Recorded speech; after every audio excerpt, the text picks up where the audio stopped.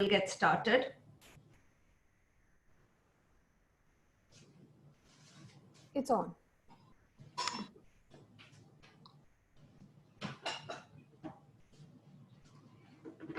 Hi, everyone. I know we've had some technical glitches, but we're getting started now. Hello, everyone. Welcome to TIE Global Health. My name is Dipti Desai, and I, along with a couple of my co-chairs, Vineet Rai and Jesse Danjal, co-chaired the TIE Global Health Initiative. And that was envisioned and brought to life by Venk Shukla, who was a TIE Global trustee and a past president of TIE Silicon Valley. So TIE Global Health is focused on healthcare and comprises of our charter members and influencers that are helping us drive adoption and technology in the healthcare space. For some of you who are not familiar with TIE, I just wanted to say that it was formed in Silicon Valley in '92 to foster entrepreneurship amongst the Indian population. The professional graduates that were seeking jobs in the US of Indian origin were well versed with technology. They came from the best institutions in India, but they were not very clear on the business part of it. And so they were hitting a glass ceiling. TIE provided a platform for them to start their own companies, become CEOs, get mentored, educated, funded, and allowed them to network with like-minded individuals. Today, CEOs and CIOs of many large enterprises are of Indian origin, thanks in part to the efforts made by TIE. TIE is now a global brand with 60 chapters across the world and has a large presence in both US and India. Our conversation today will revolve around cross-border startups. And as you know, Indian startups are commandeering a presence that is extending beyond its borders. About 5 years ago at TIE Silicon Valley, under the guidance of Venk Shukla and a few of the charter members, including Manu Rekhi, BV Jagdish, Raju Reddy, Dinesh Katiyar, and a few others, we launched a cross-border program called Startup Bridge India to bring in startups that had gained traction in India and were looking to go global. The goal of that program was to connect these Indian startups to customers in the US to validate a good product market fit and allow them to scale. Today, many of these startups are well on their way to going IPO or getting acquired. The focus of today's talk is going to be healthcare. And healthcare presents a unique challenge for Indian startups to go global due to the differences in the way healthcare is executed across the world. So we have 3 successful healthcare startups that we will be hearing from today. These were launched out of India, but they quickly moved to the US to capture the growing customer base. Praxify was acquired by Athena Health. Innovaccer obtained Series C funding just prior to the COVID pandemic. DeepTek is an early stage seed funded startup that is revenue generating. So this is going to be an interactive session, which means that we want to hear from you. So feel free to post questions by clicking on the Q&A box that's at the bottom of your screen, and we will pick up the questions from there and ask you to ask them to the speakers. So without further ado, I want to introduce our stars of today, our speakers. And so joining us today are the founders of Praxify, Innovaccer, and DeepTek. We will begin this session by asking each of them to tell us a little bit about themselves, their startup, their idea, their product, their team, their technology, their journey to where they are today. I'd like to begin by inviting Abhijit Gupta, founder and CEO of Praxify, that was acquired by Athena Health, to go first today and give us a brief overview of his entrepreneurial journey, his transition from being an entrepreneur and getting acquired to what he's doing today as an early stage investor. Abhijit, over to you. Thanks, Dipti. Thanks, everyone, for setting up this webinar. Good morning, good evening, wherever everybody is. I'm Abhi. I was the founder and CEO of Praxify, which got acquired by Athena Health in 2017. The journey has been really fulfilling. I've been working in startup mode all my life. The previous company before Praxify was also a value-based startup, which created a platform similar to Android in 2005 and 6, and eventually was bought by Motorola and Google. Praxify and healthcare was new to me.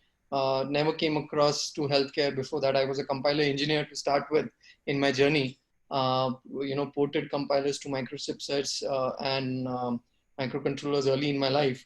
And then 2009 end is when a phase came, and my family, my mom got affected with drug-induced diabetes because of two doctors not being able to see each other's prescriptions. And I am like an educated fool, pushing mom to take those steroids on time, which created a lifetime diabetic issue for her.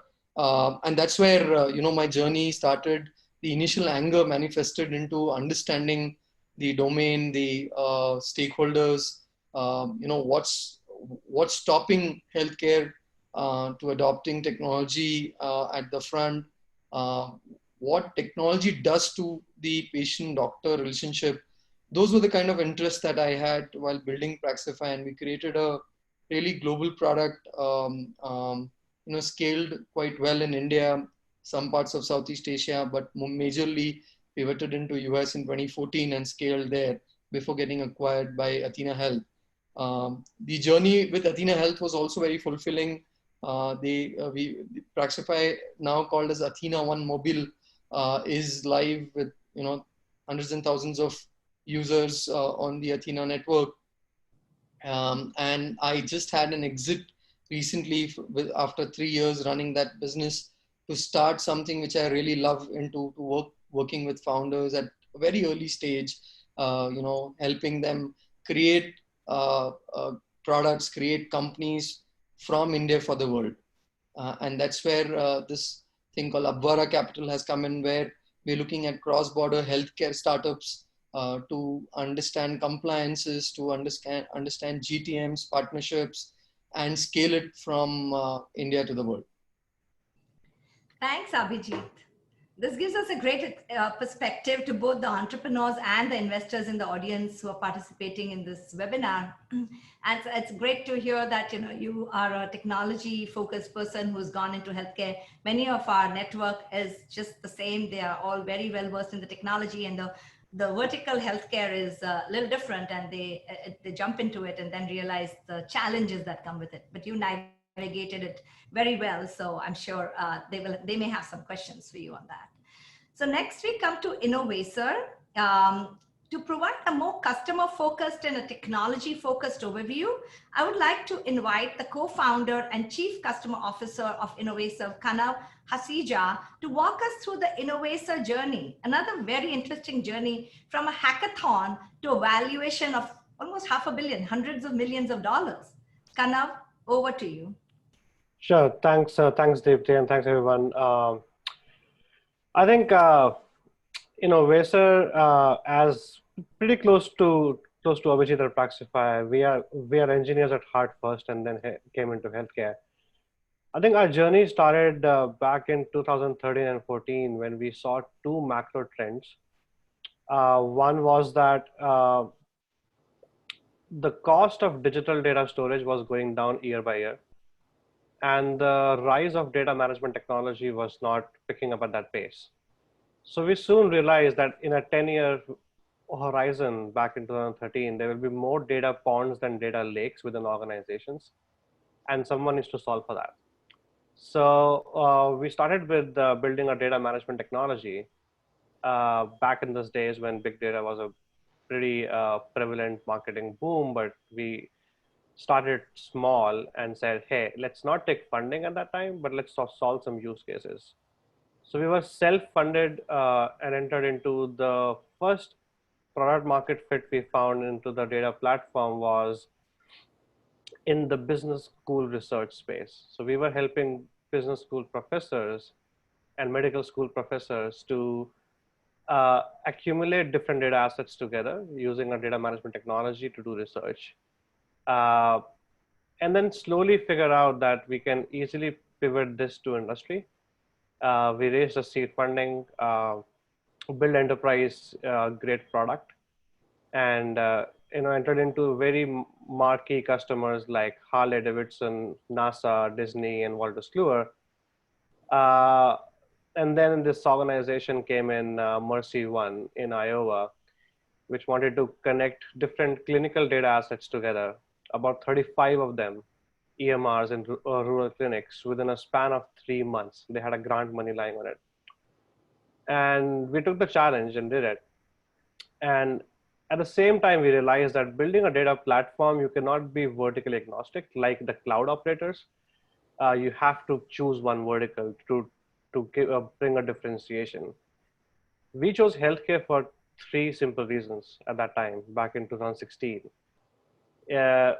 One was that when we aggregated those 35 data assets together, our customers got shocked, and we got shocked while our customers got shocked. And we started to learn healthcare a bit more back then.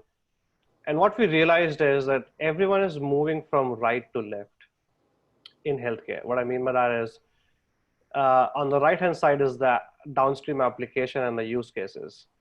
Once you know that, you go in the middle to see what will be your data models and your data, stack to solve for that. And then go all the way left to what data sources you need. So you're moving from right to left by building the architecture or the product based on use cases, which is kind of like point solutions. And we didn't want to be one more point solution and be a problem in healthcare rather than being a solution. So we started building a data platform which aggregates data assets upfront, which builds a unified patient record, and then activate that record using APIs, SQL applications, third-party applications, because we also know that our aim is to solve for reducing cost of care and improving quality of care. We have reduced $500 million cost of care on an annualized basis. We are proud of that, but if you see, that's only 0.5% of the healthcare wastage in the US, which is a small dent out there. So we started to realize that we need to make it more open, our platform, and add more developers to it, let developers use our platform to build more workflows in a more secured way, but an open way, so that it's not only us, but other people can start to reduce that wastage and get the cost curve down. So that's us, and it's been a good journey of this past 4 years into the healthcare pivot. And we are only healthcare now, and we have about 16 million patient records on the system today, and we are trying to get to 100 million pretty soon. Great. It's very rewarding to hear Innovaccer as well on its way to doing good with so much impact, right?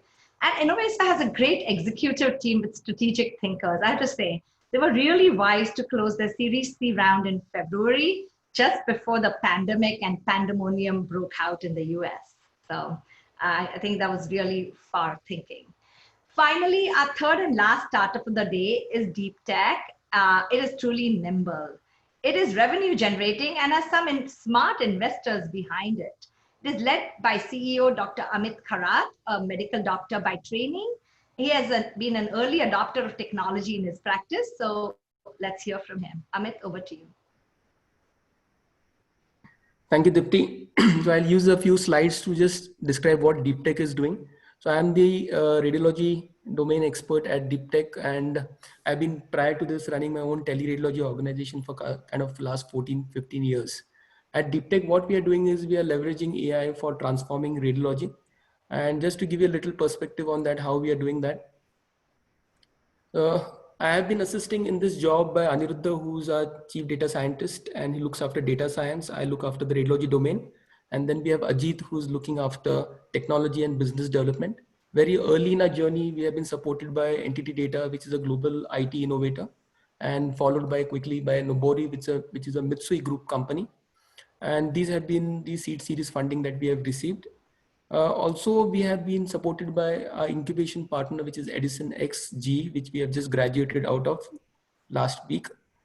What problem we are solving? Basically, we are looking at two major aspects in the space of radiology. So diagnostics is a very big space where pathology and then radiology comes in. We are just focused on radiology, and radiology again is very vast. The biggest problem is shortage in the number of radiologists. There's a big difference between haves and have-nots, and we're kind of trying to bridge it. The reason is because some countries have as less as 2 radiologists, while in some countries there could be at least 200 radiologists in one hospital. There's one gap which we're looking at. The second big gap what we're looking at is bottlenecks in terms of radiology workflow. And the third is in terms of radiology interpretation errors, which could be missed or misdiagnosis. And here this constitutes around 4% error rate, which is millions of dollars. A lot of hassles to patients, to doctors, as well as to hospitals. And these are because of various reasons, which could be from mental fatigue to human fatigue. And what we believe is by using this AI as well as human level analysis can be used combined collective intelligence to solve this problem. The end result, what we want to give is a quantified report, structured report, objective and an instant report. And that's where Augmento enters, which is a radiology workflow optimization platform. It does pathology prediction. It also automatically triages cases. It creates a smart structured report for the radiologist and also does a cognitive search. And based on this, the radiologist can only have to do a final report and sign off the report. So it basically removes all the stress and the burnout that happens in the process of radiology reporting. So where are we currently? We are at 50 plus hospitals and imaging centers across the country. We have also now put our footsteps in Africa as well as in Japan. We have been helping the government screening programs, especially in tuberculosis screening. We have screened 1 lakh patients for tuberculosis in the last 8 months. And we have given reports with AI and the human expert in the loop within 1 hour, 60 minutes. We are processing 40,000 scans on a platform on a month-on-month basis. We have developed a lot of research and content on this. Total team strength is around 45 radiologists, and total tech as well as data science constitutes another 25, 30 people, so around 45 people. Just to give you some visual imagery as to what is we are doing. So that's how we do automatic triaging. We move urgent cases up the list.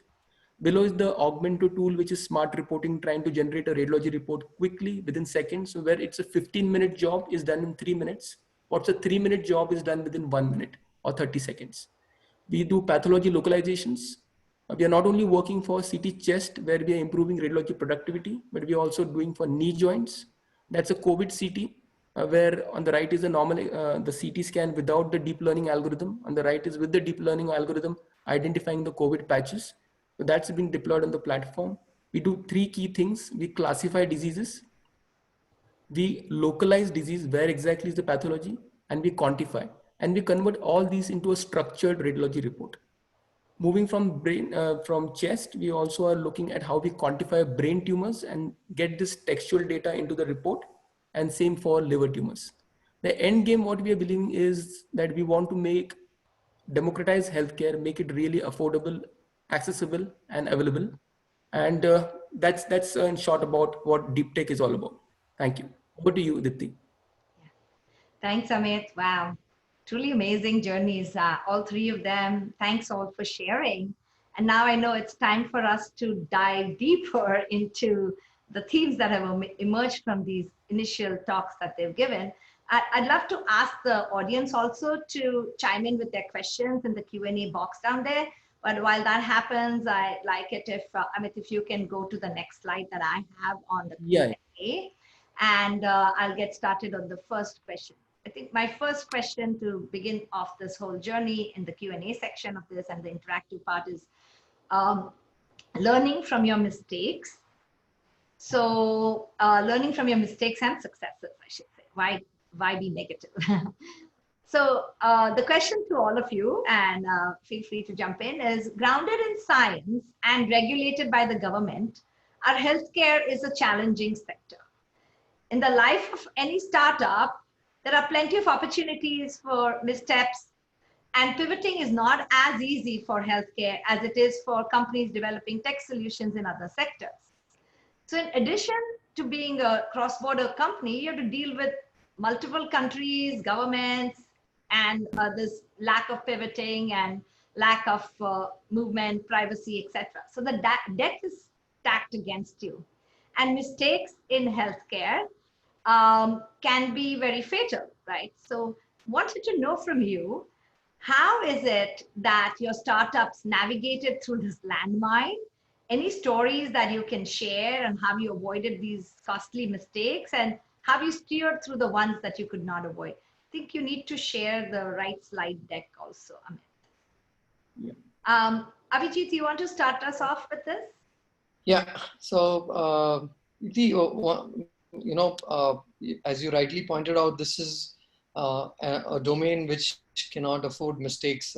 One of the most important thing is to be really careful at every stage. But couple of learnings that I had at Praxify is to find an early development partner. I think Kanav also highlighted to Mercy, which were the early ones to support and get there. And we had Miami Children's and Bay State Health in Miami and in Massachusetts to help us in the early journey of piloting the product, understanding at the ground, creating our own and verifying our KPIs, making sure that we have the right case studies and proof points in the picture, and also making sure that the compliance part, which is huge in healthcare, is taken care of. So I think development partners, I would say if there are entrepreneurs on the call looking at scaling in US, I think finding that one or two development partners,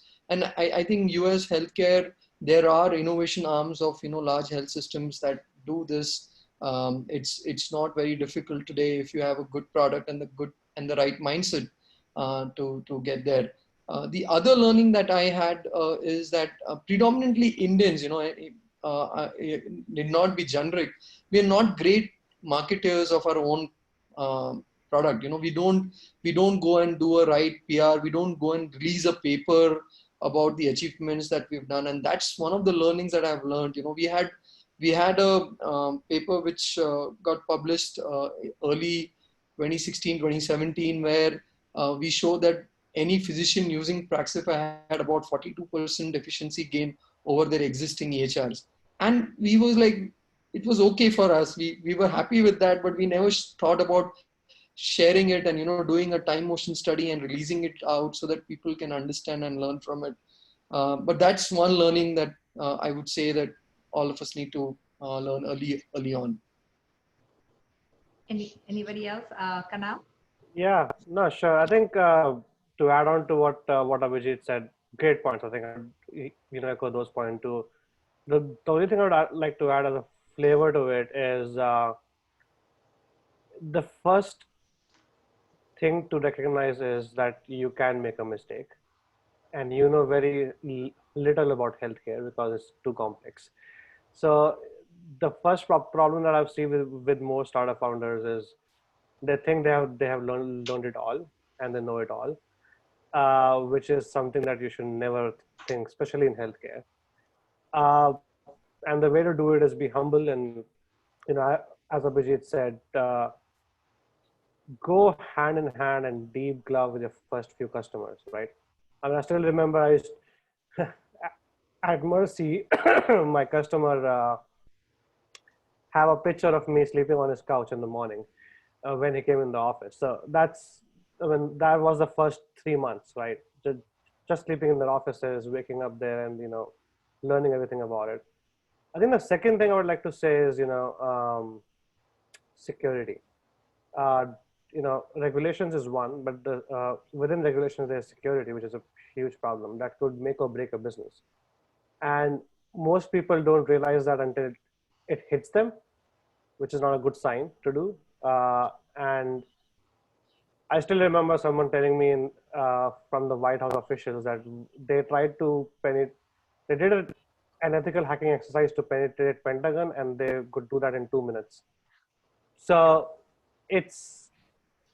even Pentagon is penetrable if you don't do ethical hacking activities beforehand. Just the way you do fire drills, you have to do ethical hacking drills within your system to make sure that it's not penetrable and it's secure. And very few founders, especially from the India-US cross-border ecosystem I've seen, who spend enough time and money on security. And that's like very much required to do so. Amit, you want to go or? Okay. Great. So I completely agree. Just to sync with what Kanav as well as Abhijit said, is most important is the VAPT test on the platform. Most important is the certifications that you build on. And that's going to be your kind of the foundations on which you're going to get your further regulatory approvals wherever you go, whether it's a CE mark or a US FDA, or even in probably rest of the world as well. And so the important thing is to understand what is the problem you are trying to solve in that particular time frame. You have a very limited time frame to create success. In that, you can't be focused. Radiology itself is a very big branch. I can't focus on everything. I need to see where I can generate maximum output in terms of success, in terms of early successes, and that's where you should be. I think the more the sharp the focus, the better it is in terms of the organization to see early success. Great. I think great learnings. I mean, I'm hearing find a development partner early on, get your customer engaged so that you can tell success stories with the customer, be humble, and hackathons should be part of your life throughout, because that's how you can figure out how to break or make systems. And great. I think I'm hoping that the audience here is also enjoying this. So my next question is now on funding, which I know a lot of people are always figuring out. Customer is important, but where's the cash? Where's the money coming in? So next slide. Convincing an investor to put in money for your startup is always a challenge, right? But it's more so for healthcare startups where the risks are high and the cycles are long. So to that, you have the added complexity of being cross-border. What did it take for each of you to convince your investors to put money into your startups? What were they looking for? What clinched the deal? Was it the team, the product, the market, traction, something else? Sure, I can pick it up first, Deepti. I think it depends on the round that you are in, so to speak. But I think before that, I think my general consensus is that, at least for us at Innovaccer, has been to always take funding when you don't need it, because when you really need it, you are crunched and you don't play at the grounds by your own rules, right? The funding, you need to be very clear. Do you really need the funding to start with? Because I have seen a lot of startup founders who their pride is not how many customers they have or how much revenue they have. Their pride is how much funding they have. That's not the way to go about it, right? It's about the funding is required for a steroidal growth. So you could grow a 20-30% year over year and be profitable in any business. And if you can't, that business model is flawed and you need to fix that first. But if you need to grow at an 80-100% year over year because you have longer healthcare sales life cycles of 6 to 9 months, and you have a collection cycle of 1 to 2 months, sure, an 80% growth requires that funding, right? So you need to first make sure that your business model is intact, which means at a 20-30% growth, you are profitable. And then you need funding for the steroidal growth, right? What I have seen as a trend is, a seed or Series A is based on team. And it might seem ironical to state that it's not the idea, it's the team and the Series C and Series A. Series B is execution, and Series C is a scalable model towards profitability, right? So everyone is looking at a good team and a committed team in seed or Series A. Everyone is looking at the execution performance, stability in execution month over month in a Series B, from Series A to B, basically. And from a B to C, they are looking for, is this model scalable? Have you captured the product market fit? Have you figured out the unit economics? And if we give some steroids for the next 12 months to 18 months, can this become profitable, or can this become beneficial for them in any ways and form they're thinking about it? Those would be my stages of what they're looking for. Great. So what I'm hearing is that don't take money if you don't need it, but if you're going to take it when you don't need it, right? So avoid taking money unless you really need it, and then take it when you're really not desperate for it, right? So that you can have a better valuation, and also you have it in the bank. Like in this case, they didn't need the money, but they took it the right time because COVID hit, and now it's a different world out there. Anybody else want to add, or should we move to the next one? So actually, I want to go back to the previous question that I had, which was on the strategies of data acquisition. So healthcare companies are required to amass huge amounts of evidence and data to achieve their key milestones, such as raising capital, which we just talked about, regulatory approvals that you guys were talking about, or even obtaining insurance reimbursements and payments, etc. And a common mistake is thinking about evidence generation as something that's linear and focusing on just what is needed for the next milestone. So for healthcare startups, data acquisition is often key to success. And I wanted to hear from all of you, and I'm sure our audience too would like to hear from you on some of the strategies that have worked for you or have not worked for you in cases of data acquisition. What worked, what didn't work? Anybody? So I can take it first. So basically, for any startup, especially for us in the space of radiology, we are data hungry. Without data, without images, we cannot run the show. We cannot do any AI on that. Though we are working on two different AIs, the medical image workflow AI as well as the diagnostic AI. What we need to do is have some kind of partnership with hospitals which ensures that we get data from them. At the same time, we need to ensure that when we take data from them, it does not become a huge burn on the pocket. So how do we kind of leverage this relationship, especially when your startup is very young, very new, just with the seed series funding? And I think the best relationship that works for us, and not necessarily that it works for everyone, is that you can have some kind of a MOU that we have with hospitals in which they help us with data and we help them with the preferred partner customer tag. So what happens is for everything that we do, or any kind of a platform development work or any data analysis work we do on the data, and the hospital gets to use it first. So the advantage what they get is basically they get to touch and feel the system, how it works. They get to interact with it. They can publish their research on it. And that could also be a very important, valuable feedback for them. So for a seed series funded startup, the main goal is to look for such early adopters, the people who are going to help you cross the chasm. And that is possible only by having such kind of a strategy in place. And data, what you need to have an entire policy in place as to, because acquisition of data is one thing, curation of the data, deep level data annotation, and developing models out of them is a completely different strategy by itself. So every startup needs to have a data policy that does not only include a data acquisition, but a data management, data protection, and a future data strategy as well. That's my take on it. Over to you, Deepti. Okay, sounds good. Anybody else, or should I move on?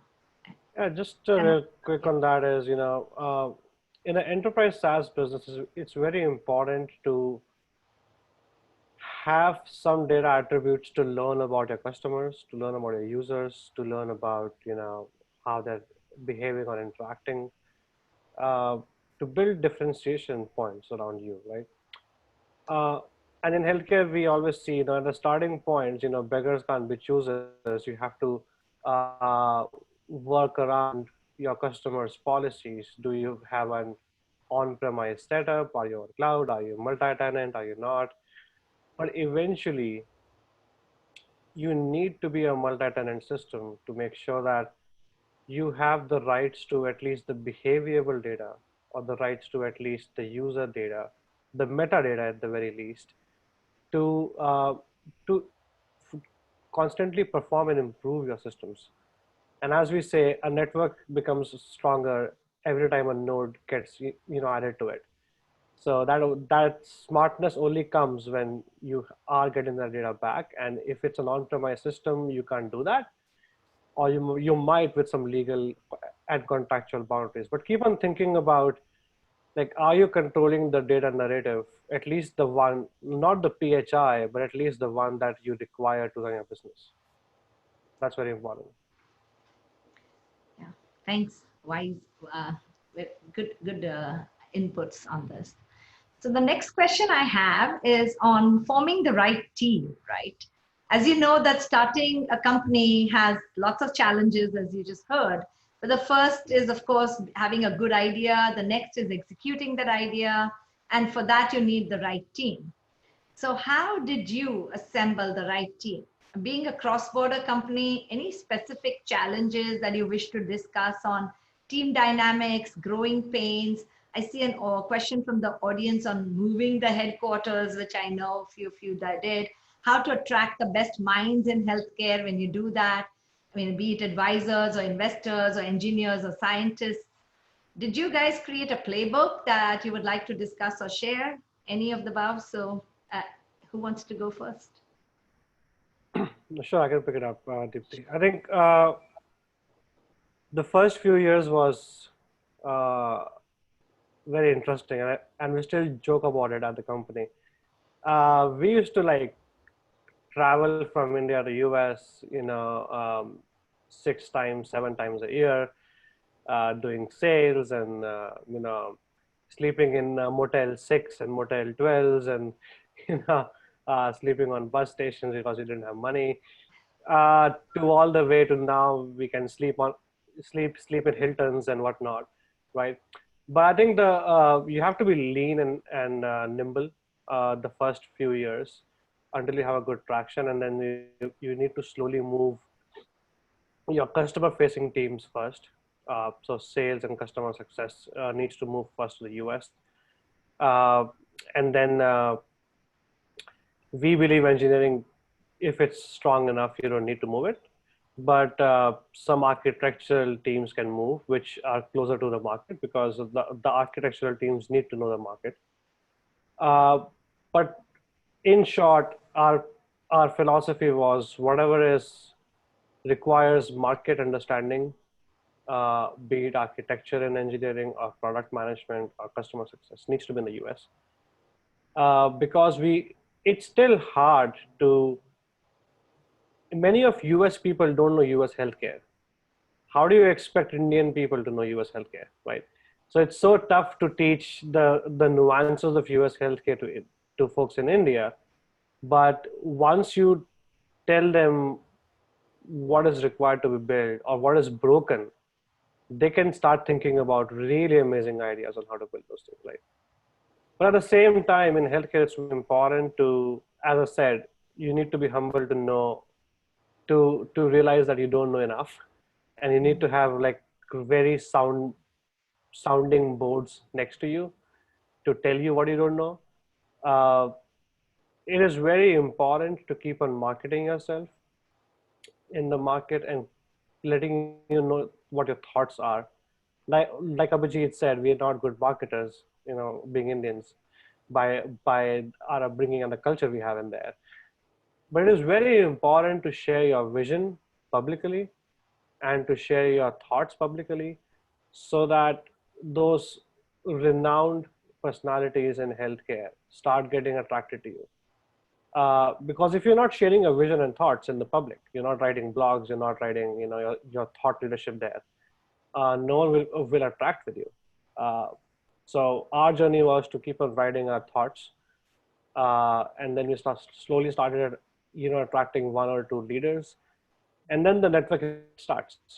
Then once 1 or 2 come in, they bring in the next 1 or 2, right? And then slowly it starts to spiral down. So like we have a very strong advisory board of 12 people who are the renowned people in healthcare, and the only way we could do that is as simple as that, which is start writing about your thought leadership, so that people can get attracted to you. Abhijit, you want to add something? Amit, you want to? I think Kanav has touched a very, very critical point here, to get mind share of the right set of people in the domain, to make sure they're guiding you properly, they're opening up doors, they're being there when you need them to. And I think they've done a phenomenal job in Innovaccer with respect to attracting the best in healthcare. With Praxify also, I think one of the key things, apart from the founding team, which I'm very grateful for all my early team members, my co-founders, and the early engineers also who stuck around till the end, was that, to be able to speak about your vision out there so that you can get the best of the world. You can get like the CIO of Mayo on your advisory board. We could get the chairperson of Stanford's emergency medical department to be the chief medical officer. We could get the dean of Kaiser Permanente as on the advisor council. And this is only possible only if you're able to, convey your vision, convey how you're going about building this entire journey block by block. And I think for all the startups out there, this is very important. One of the key things that I could understand over moving to US was that if you're really building a strong story, you can actually also write a cold email to someone that you feel would be the right advisor or a guide to you, and people do respond. I think we never do that. And being Indians, we always feel, hey, I need a connect and I don't get a connect and I don't get to connect that person. But there are umpteen number of examples in Praxify's journey where we've just written cold emails and we've got a call. And then of course it's on to everybody's job to convince that person and to get to the next stage. But I think that also works really well in US.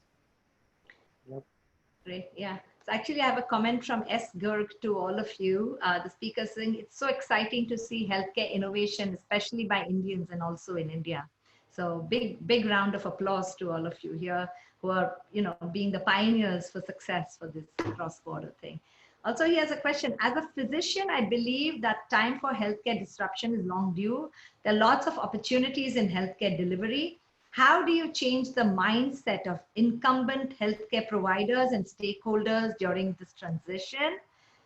There's going to be winners and losers, and how do you leverage the potential early adopters and physician providers who understand the problem in depth working in the trenches? Have you all encountered, do you have stories to share on this? Sure, Abhijit, go ahead first.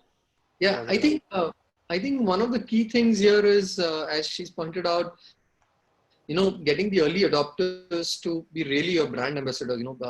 I remember that in one of the hospitals in US, one physician, she was so happy with the product that she went on her own during lunch hours and breaks, physician breaks in their cafeterias and all, to just like take over the iPhone or the iPad and talk about the product to others. And that's the kind of early adopters you're really looking at. You have to nurture them. You have to be with them. As like Kanam said, your initial days are in a particular setting so much that you're just there. I remember the early days at Miami. We just took a small kind of an apartment just next to the hospital and just like were there 24/7, trying to sort out, trying to help anything that comes across. And those that the early adopters really look through this and they basically understand what value you're trying to bring in, and then they become the brand ambassadors for you. Of course, then you have to leverage that by really taking them to the media, to making sure they're able to write papers, they're able to present and attract the other like-minded people. And then there is a curve, of course. You will always have all three types of players in the adoption curve. But I think the early adopters have to be your brand ambassadors. And I think physicians, thankfully, with COVID and in the last few years, with respect to a lot of compliances that were shoved down on their throats, they've now started understanding that there has to be a better way to do this practice, and they're more than open to talk about what are the things that technology can bring to solve their problems. I think you just need to find the right set of people initially, and there is no I have not found a cookie cutter answer that this is the right physician or that is the right physician. You just have to go. There'll be naysayers. You have to move on, keep believing, understand what the naysayers are saying to make sure that you're able to address that and just keep knocking till the time you find the right set of people? Yeah, I think I'd like to add to that is, for the first 2 years, I would say, honestly, I was shocked with how healthcare in US is. I kept on complaining and scratching my head around, why it is so complex, why it is so not interoperable, and what's wrong, right? But then I changed my perspective over the last 2 years, and that has helped me a lot. Is to understand and be in their shoes, because everyone is trying to work hard and everyone is trying to be smart at their work. I was talking to someone yesterday, and the discussion was how slowly payers move, the insurance companies move, right? And that has become a norm, like how slow they move. But let's understand why, right? And once you understand why, you will start to change that perception, right? And the reason is because they have 3 or 5 year budgets. They don't have 1 year budgets. So they have a 3-year rolling budgets that they're controlling, right? And the previous person to that VP did something in the budget that they can't change now. So now they have to go around and move things to change that budget, right? So you have to be in people's shoes to understand why it's moving slow and what's happening, and then you will find answers and to how you can change it.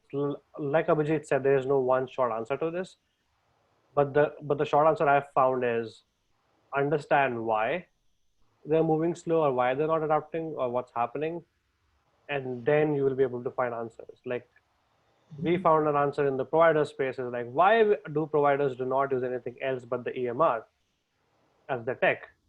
And we realized that imagine that person.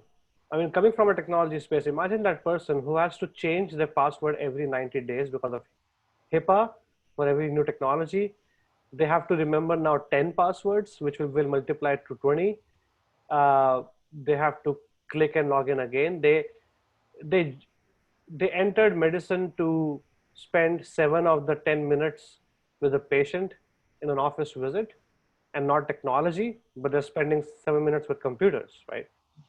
So you don't need to build one more application. You need to build an application which, without a single key or without a single click, it works, right? So you will find ideas once you know what they're struggling with.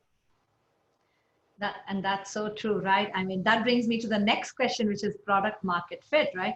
Because you think you have the solution that the customer needs, but like Kanav and Vijay pointed out, unless you're in their shoes, you don't really know what they need, right?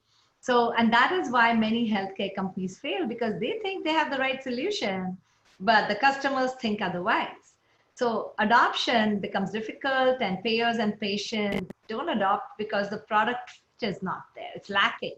And it does not work in the existing workflows, or reimbursement for the product is a challenge, etc.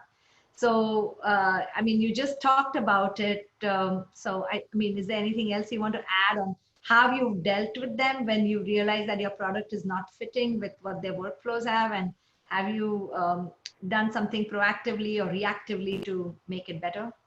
And stories. So, I guess we covered it, right? I mean, I'll just take one example from not me, but from Elon Musk, which he very well said. I don't know him that well, but I just heard him somewhere, which kind of resonates with us a lot as well in a day-to-day life.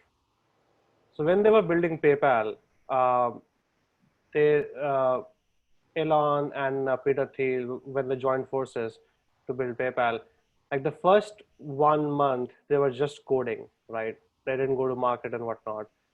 And they coded about 30 features. And then they asked the sellers, hey, sellers, come on, we'll train you. These are the 30 features. But hey, by the way, these 2 features, we spent like 10 days building it, right? So it's like an amazing feature. People will love it in the market. Go and sell this, okay? So the sellers went to the market and came back, and they sold a ton. And then they asked, hey, what features they loved, right? They're like, not those 2. they loved that feature. And they're like, that took us like one night to build. What was that feature? So that feature was sending secure payments through secure email, right? So everything else that, engineers love to build features in that purple box, which the market doesn't want. But it's that blue box that matters more, right? So those two have to converge, and engineers take a lot of pride in what they build, and it's very hard to move them towards what the market needs. So, it took us time to let our engineers understand that feature is not as good as the time it takes to build. It's as good as the market that's adopting it. So it's very important to be aligned on that, on a day-to-day basis. Abhijit, Amit, anything to add? I just wanted to add, I think Kanav covered it well. One of the key things that, as Indians and basically very smart at solving problems, we hear even like half of the problem and we start solving it, right? We have a solution instantly and we start solving it, not even trying to get a little more deeper into it, trying to map it well. I think very critical, one of the key things that, now that I've been fortunate to be on the other side, working with a lot of founders in the space, is don't go and build a product. I mean, there is enough ways to verify a mock-up, a rapid prototype with the market, to try the initial feedback, to get to understand what the customers are really looking at, to give a working demoable product in the hands of the consumer before actually doing any single line of code. And technology has been able to do that really well. So let's focus on that rather than, I want to hire this data scientist, I want to hire this, kick-ass guy, and we want to start building this out, etc. So I think very important, especially when you are far off from the market physically, you really want to get to a point where you really, and I think I could relate to this is because we did, like early days, I shadowed and with my co-founders, to a lot of doctors where we shadowed them at multiple places. We could stand behind near the bedside along with their teams. We could sit across in the next room and trying to understand what they're doing with the patient at the office setting. And that really helped us, to understand what needs to be removed. First of all, from their setting, you have a computer, you've got a keyboard, you've got a mouse, you've got a bunch of things on the screen. All the softwares that we've created is paper-based softwares. They're just replicating what was done on paper onto, clunky interfaces today. So there is a huge opportunity there to eliminate. And I think one of the other things in healthcare is workflows. If you're not into the workflows, you're not there. You cannot think about adding one more screen and one more login, as Kanav also said, right? It's just impossible. You need to understand what that person is going through and why it is so complex today for these people in US healthcare to get another simple Zoom-like of thing for a telehealth thing. I think there are so many that popped up right now, but that's the biggest point. It's not in the workflow. That's very. I can add a small example for the audience here for them to understand. I just remembered one. Abhijit was saying it. Let's take a very simple example, right? It's just you have to build a patient search for a front office staff in a clinic, right? As simple as that, right? Our engineers will start to say, hey, let's add a patient name, a date of birth, blah, blah, blah. Let's add some NLP to it. Let's add some text box to it. They'll go crazy over time, right? And when you shadow the front end office, which I did for a while, I realized they don't trust the name because they have William and Bill and whatnot. They directly go by date of birth, because in a clinic, there are only 2 or 3 patients with the same date of birth.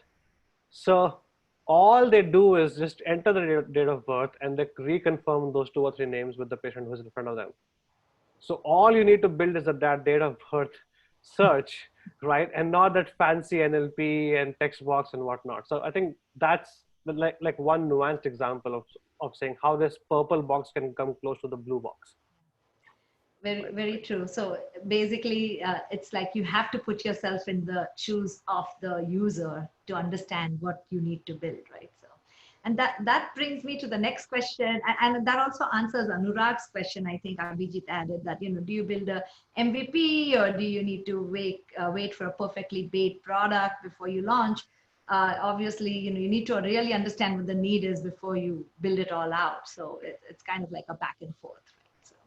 So next one is on customer acquisition. And I think we've already touched this a little bit, so we may want to skip this, but just wanted to say that developing in India and selling in the US has its advantages, but low development cost, great selling price, etc. But it comes with these set of disadvantages that you're selling in a market you really don't understand, you don't know, and don't know the customer, you don't know the investors, you have to develop new contacts, you need to understand the specific needs of the customer, you need to generate trust.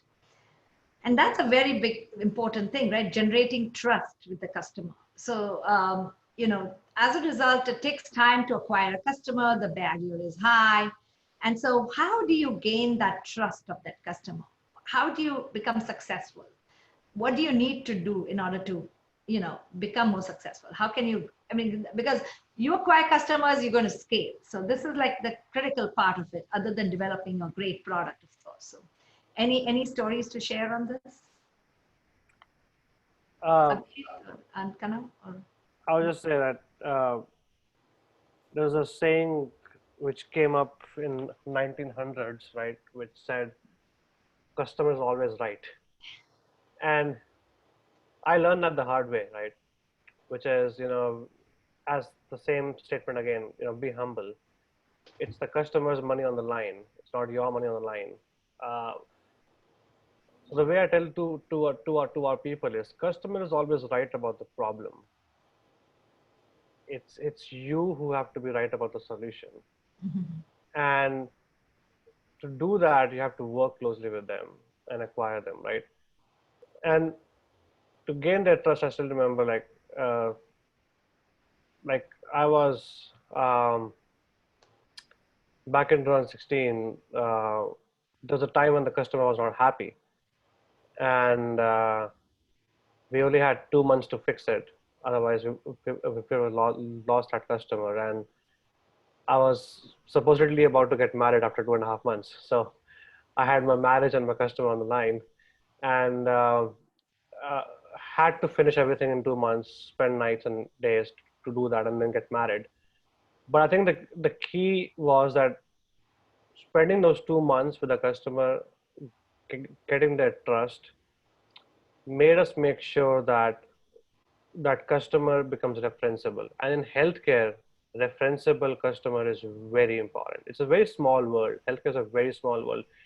It's a very big market in terms of, it's a $3 trillion spend, 3.6, whatever that number is today. But the market, the decision makers are very closely knit together. It's like 10,000 decision makers at max, right? So referenceable customers are very important for your growth, and they will only be referenceable if you think that they are giving you the right problems that you need to solve, and they get promoted, and they get their savings, and they get the top line or bottom line from that. It's very important to think in the customer's shoes. I have seen engineers getting on calls and saying, "Hey, this customer does not do anything. They're speaking the wrong things." That's a culture you don't want to breed in the organization. Amit, I'll just add to that, one of the other things that is important to understand in healthcare is there are multi-party systems here. If you're selling to a hospital or a health system, you really need to understand who is your buying authority. Is it the CFO, the CEO, the CIO, the CMIO, or the physicians? And typically what happens is when you're pitching an app, or pitching an efficiency tool, or pitching something which makes the life of physicians fine, it may not be the most important thing for the CFO, because they're battling a very different problem at that point of time. So you need to be really aware of, the consumer versus the customer thing while doing your pitch, while acquiring customers, and making sure that you're able to tweak it well for your consumer as well, and also for the customer, and what is in it for them. So many a times, what happens is you're saying, hey, I did this pilot, and the doctors were happy, but the hospital never went ahead with it. So you really need to understand why that happened, because unfortunately the decision-making authority is not so many a times the end physicians or end doctors in US, and that's where the whole bifurcation of consumer versus customer, and who is the influencer, and how do we go about navigating that system. And that's why it takes a lot, as Kanav said, it takes a lot of time to do B2B sales here. So that is also very important aspect in customer acquisition. Thanks. That's good advice. My next question is on competitive landscape, and I wanted to roll the next two questions into one. Amit, did you want to add anything, or I'll just go on to the next question? Yeah. Okay. So competitive intelligence, and how do you see it? The pie is huge, and how do you see that? And the next question after that is on second chances, or if you had the time, because I know we're running out of time now soon, and I wanted to make sure we cover everything.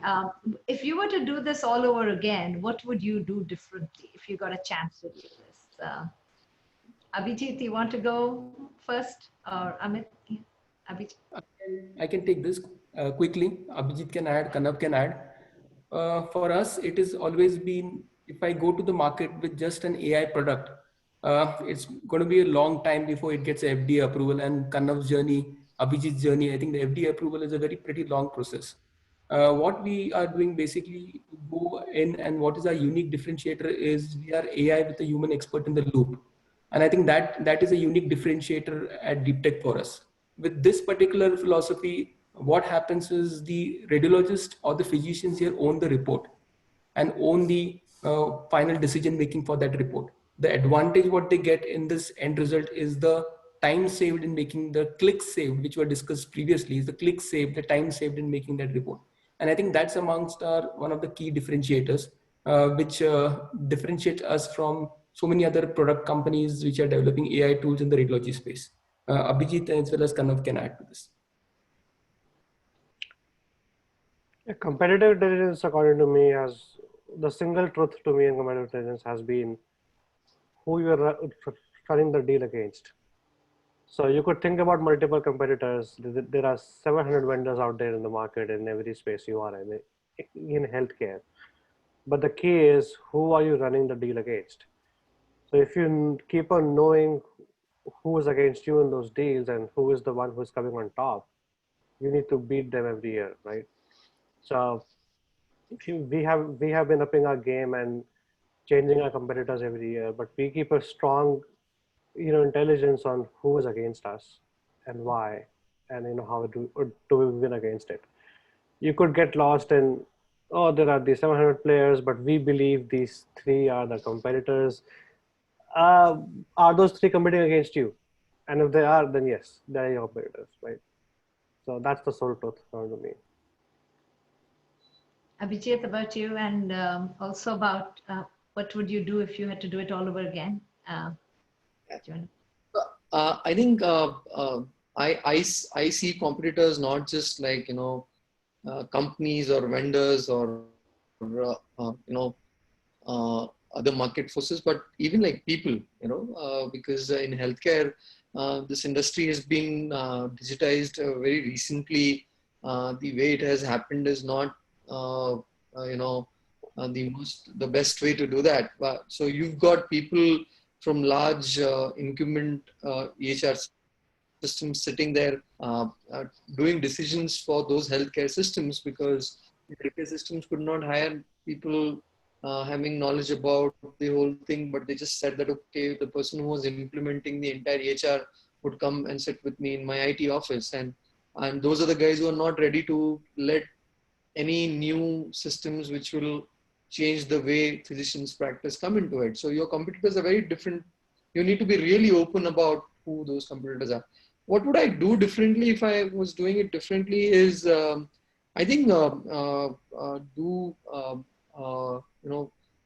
of the other questions that I was just going through on the Q&A is on sales also. That's where, so the initial sales, when you're passionate and when you're founder-driven sales, and you and your co-founders go and pitch in and you really talk about your vision and you show the demo and you get things moving, and then you crack the different people in the ecosystem, etc. I think those work, but once you go beyond that to scale it to other people, other sales guy hiring, I think that's the place where you need to be really more smarter about it. And I learned that the hard way. We hired salespeople, and those salespeople just built pipelines, and it could never be converted into real dollar amounts. But then you have to learn to hire and fire and hire and fire, especially on sales side. I think that's the only way that it works, because any good built guy with a strong who talks about Rolodexes and connects has to prove the metal to be there. So a quarter or two, and if not, then you just keep on moving on till you get the right person in. I think Kanav can add to more on this because he's done much more larger sales than Praxify. But I think that's one thing that I would do very differently: hire and fire till you get the real right person on your sales teams. Yeah, I think pretty much closely echo your point, Abhijit, which is it's been 8 years, and hopefully we have 10 more years of run and more than that here. But I think what I would do differently, which we are doing now, and learning about it lately, is closely to Abhijit's point, and I would just abstract it a bit more, which is take faster decisions. Like, we used to think that we have 10 years and we can take slower decisions, but no, time is limited. And if you are after something, you need to take faster decisions, be it a hire and fire, or be it trying to innovate into a new product line, or be it trying to enter into a new market. Like, whatever your decision is, if the science of that decision is sound, take that decision faster. Don't drag on to it. And slowly we have been maturing over time on how to not drag onto decisions much longer. I think that's what we are trying to improve differently as we speak. So I know we are out of time. We're running over a little bit, but just wanted to ask this last question. And I know that we've covered most of the questions that the audience has asked today, so that's good. But the year is 2020, and this year was supposed to get us 2020 vision, and yet there's nothing clear about this year, right? There's nothing clear. It's been fraught with challenges. We've got the COVID, and we've had all these issues in India and in US, and a lot of companies are encountering either headwinds or tailwinds. I wanted to know what your experience has been, and also wanted to add the next question also into this, roll it in, saying that what would you, based on what's happening today, where do you see your vision?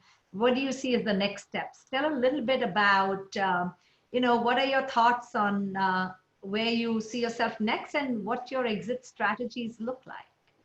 I'll just the COVID component of it. So COVID period was a pretty tough period in terms of business as such. I think for all hospitals are trying to adjust to the changes that COVID is bringing to the entire business scenario in the hospitals. Saying that, the lockdown period was a pretty difficult period. But what we realized in this period was we just realized as to how agile a company or a startup can be to immediately kind of maneuver itself and develop new solutions. For us, this period gave us the opportunity, a 3-week window to get the COVID screening tool out into the system, onto our platform. So we got a CT as well as an X-ray tool in this period of time. And the kind of productivity, what we received from the team, the kind of support which we received from our entire team of data science experts, technology experts, was unbelievable. Not only that, the kind of sales pipe that we have developed in this period of, we have been talking to almost 20 customers across the globe. And it's all possible because of the COVID situation that has come in.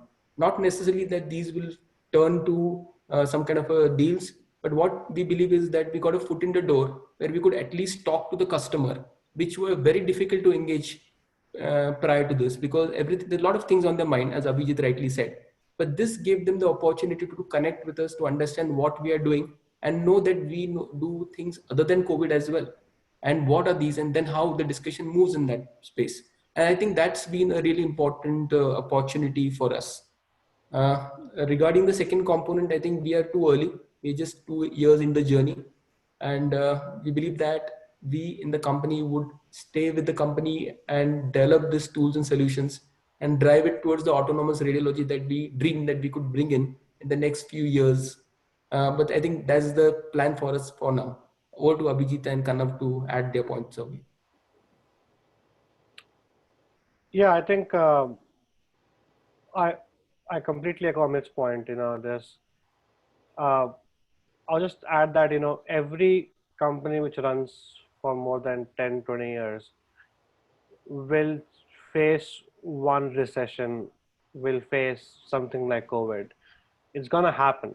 It's inevitable, right? So it's very important to have more than one revenue streams so that you can hedge a bit.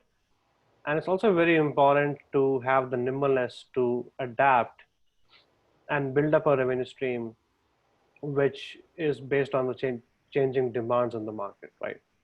So we are changing to building public health infrastructure, to building a virtual care infrastructure that the world needs today, especially the US. And that's how we have quickly, nimbly, I wouldn't say pivoted, I would say expanded to building the virtual care and the public health tools as well.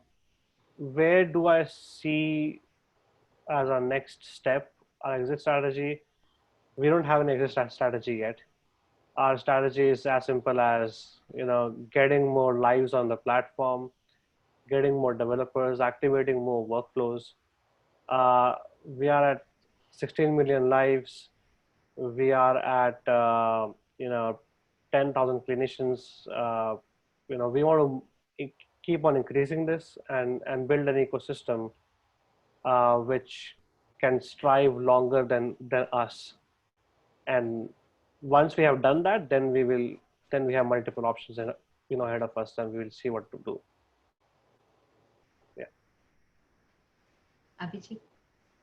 Yeah, so I think COVID has given a different perspective to everybody, because everybody got a chance to pause and really delve and understand what's going on. I think one of the opportunities I'm seeing, especially now that I'm working with a lot of founders, is COVID has actually made all companies digital health companies. Every company has to think about getting their employees more safe. They have to understand their healthcare of their employees. They have to make sure their customers can trust them back, and make sure those things are all fine.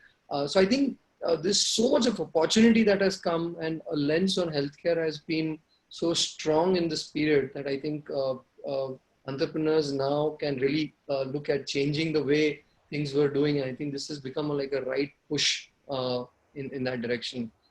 On exit, I think I would say, nobody can plan an exit. It just comes along the way. For Praxify also, we were looking at raising a round is when we met Jonathan Bush and, just aligned with them with the thought process. They had a very similar culture and vision to keep doctors doing what they're really good at. And we just fit into the whole story. So, and the great thing is that you have to find an exit where your baby, your product actually grows. And I think that's one important thing that you need to look at. And Athena Health, I'm proud to that exit, so that we could scale to 160,000 odd physicians using Athena Health, and Praxify being on top of it across the network. So it's a great end to the journey is the way I look at exit. Great. Thanks. I mean, there's so much that I think our audience learned from you today, and thank you for sharing these stories. Thank you, Abhijit and Kanav and Amit, for this educational and very informative session that we've had. And attendees from far and near, I know that we had a little glitch in the marketing of this. So, but still, thank you, TiE Global team and Vijay Menon for marketing and promoting this webinar.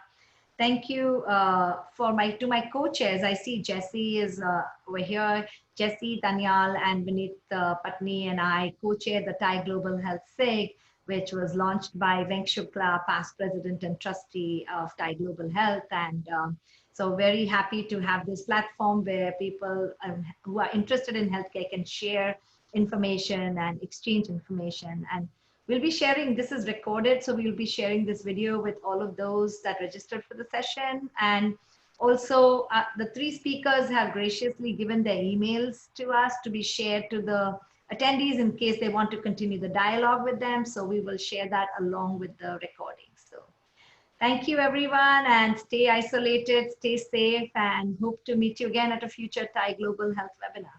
Thanks. Yeah. Thank you. Thank you so Thank you much. all. Thanks, Dipti.